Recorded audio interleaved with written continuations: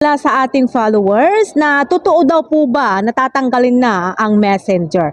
So ang nakalagay po dito guys is starting April 2026, messenger.com will no longer available for messaging. The Messenger desktop app is also no longer available. So ang ibig pong sabihin niyan guys is hindi na po siya available sa desktop app.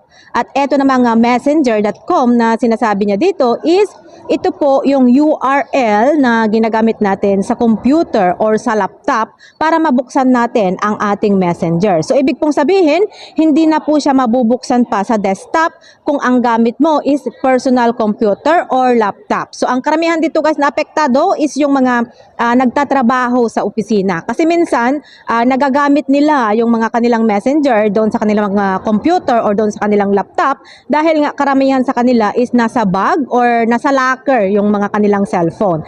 Pero may nakalagay dito guys na you can continue your conversation on the Messenger mobile app. So, ang ibig po sabihin nito guys is magagamit pa natin yung messenger natin doon sa ating mga cellphone or doon sa ating mga mobile phone. So kaya wag kayo mag-alala guys dahil nga hindi naman po yung mismong messenger application ang mawawala kundi yung messenger.com lang at yung messenger desktop app.